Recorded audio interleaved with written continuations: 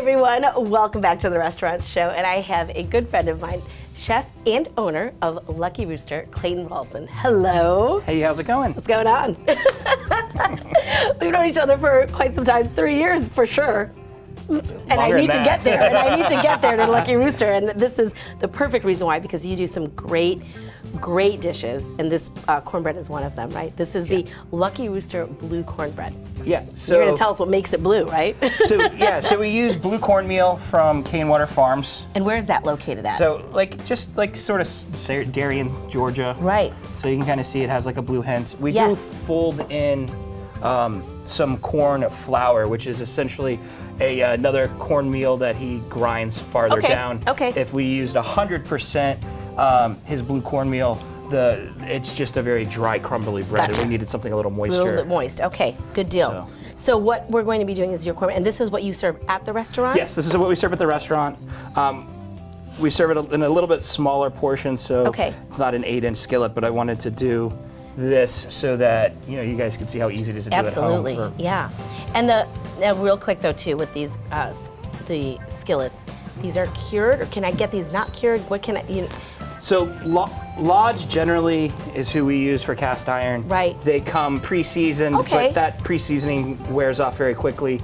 The trick to seasoning a cast iron pan and having it really nice is hitting it with a little oil, preferably flaxseed. It hardens the most. Okay. So clean it out with some salt, hit it with a little oil, brush it out, clean it, and then bake it upside down at like 500 degrees for like an hour.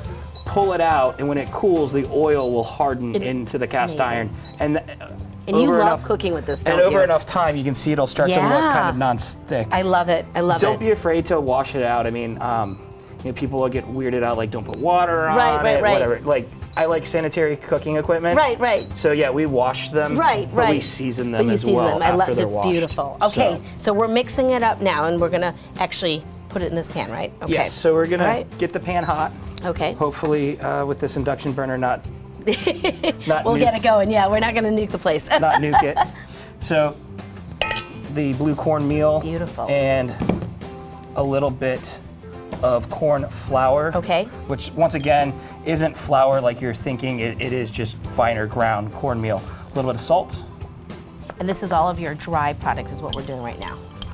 Yes. All the dry ingredients first. Okay.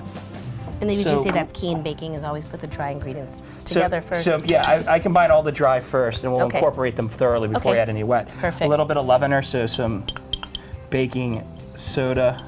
Good deal. All right. And as we do, so this is a very few ingredients here. Right. Simple. What, 6 things? And so we'll incorporate the salt, the baking soda, the cornmeal, and flour. Okay.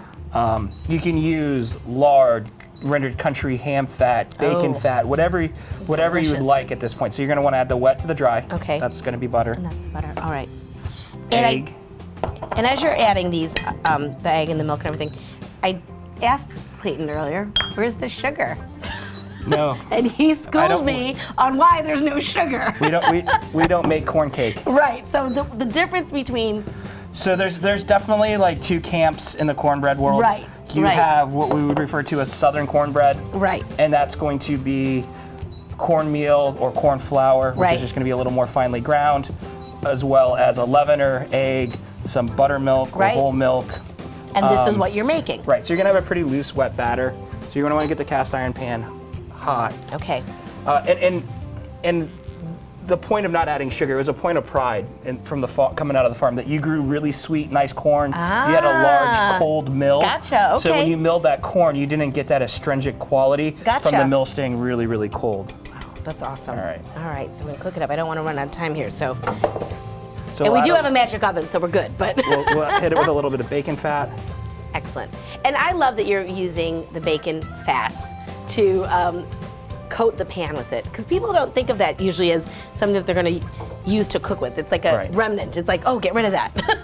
So we'll let this keep going. All right. Get hot, and once you get like a little wisp of smoke, you'll add the batter, and you'll go straight into a 400-degree oven, and you'll get this really nice crust. So you're actually going to cook it up a little bit before you actually put it in the oven. You're going to get that.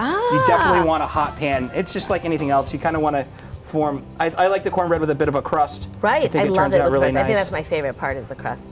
So now that you've got a little bit of wisps of smoke, we'll add the batter.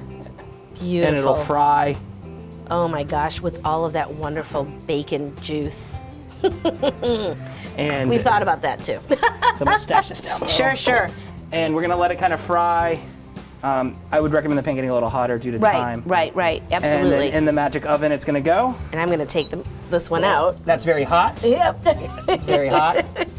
Hello. And so we got some hot cornbread. Beautiful. Let's put that right over here, if you don't mind. And what are we going to add with this? And I don't want to run out of time here, but you're going to do a sorghum butter with it? So we have a little bit of butter and sorghum here. Beautiful. Absolutely and beautiful. The idea is we'd get the sweetness by kind of taking a paste and combining the sorghum and butter. Oh my gosh, that looks beautiful. So sorghum is similar to molasses, except molasses is made from cane. Sorghum syrup is going to be made from a sorghum plant. Gotcha. It's leafy, it's stocky. It's got a little bit darker, richer hue than wonderful than honey. And basically your idea is that you're going to spread the butter and sorghum all over the cornbread. Yes. So you get this really salty, bacony, porky. Oh my God, I love it. I love cornbread. it. I love it. And you can definitely expect some delicious dishes just like that with that really, really Clayton appeal to it. I'm telling you, that's how people refer to it. It's like, it's Clayton's food, man. It's awesome. And real quick, you are open, what are your So we're open hours? 7 days a week. Okay. Monday through Sunday, 5 to 10. We have a full bar, really cool beverage program. We also, we will be closed though, Christmas Eve, Christmas Day, and New Year's Day. Okay. So keep those in mind as you have people coming in. And I got reservations. kids. Yeah. And reservations, do you recommend them? Absolutely. I definitely recommend reservations. Okay. Walk-ins are always welcome. Wonderful. Thank you so much. And you guys will be back in just a moment.